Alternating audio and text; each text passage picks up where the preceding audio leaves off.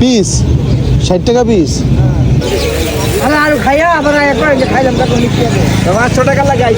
আসসালামু আলাইকুম, আশা রাখি সবাই ভালো আছেন। নতুন একটা ব্লগে আপনাদের সবাইকে স্বাগত জানাচ্ছি। আজকে চলে যাচ্ছি 300 ফিটে। আমরা ভাই ব্রাদার যারা আছি তারা 4 জন মিলে চলে যাচ্ছি। আর যাওয়ার পথে আমাদের প্রায় সময় গাড়ির মধ্যে অনেক ধরনের মৌজ মাছতে হচ্ছিল, কেউ কাউকে নিয়ে জ্বালাইতেছিল, তার একটা অংশ।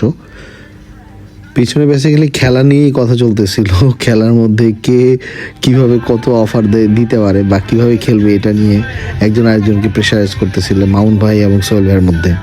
300 ফিটের রাস্তাটা মানে সবসময়ই ভালো লাগে, কজ এটা একদম খোলামেলা। একদিকে বসুন্ধরা, অন্যদিকে পুলিশ সহ অন্যান্যদের বিভিন্ন প্রজেক্ট। তো পূর্বাচলে যাওয়ার সময় যখন মানে রাস্তাটা পুরোই ফাঁকা থাকে, তো নাজিম ভাই ড্রাইভ করতেছিল, আমি তার পাশে খুব সুন্দর একটা ভদ্র ছেলের মতো বসেছিলাম, কারণ তাছাড়া আমার আর কোনো কাজও ছিল না। আমি এনজয় করছিলাম জার্নিটাকে।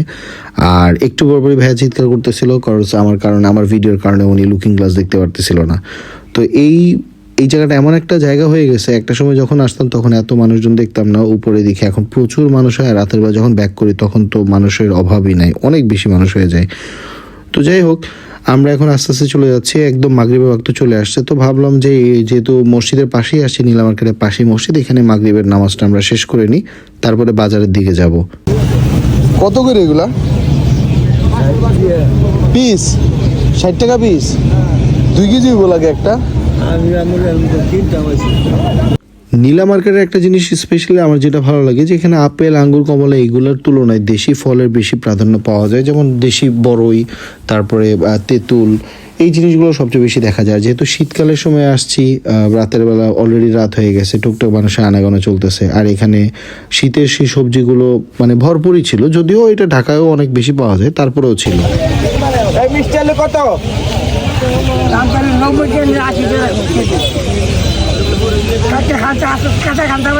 না না, 2.5 কেজি, 2 14,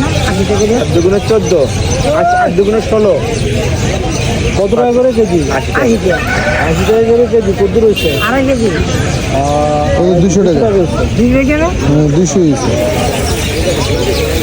আর খাইয়া আবার খাইলাম, 500 টাকা লাগাইছে। 500 টাকা? হ্যাঁ।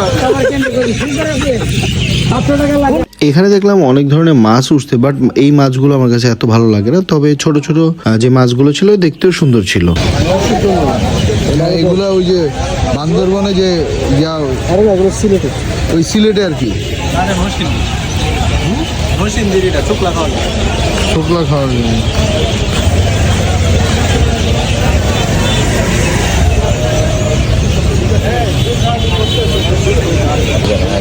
কত করে দেখি? 550 করে আসতে পারে।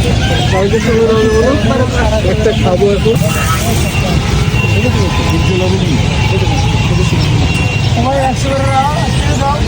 ভাই পাড়া লাগে।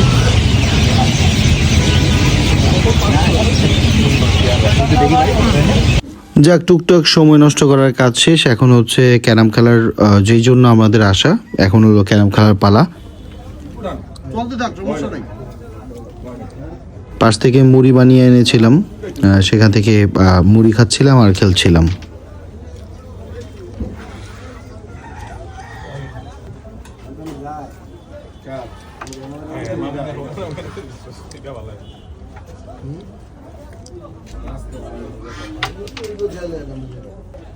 কোনোভাবেই তো রেটটা ধরতেই পারি না। বস এখন কোনটা খেলবো? খালি সোহেল ভাই রইলেন না।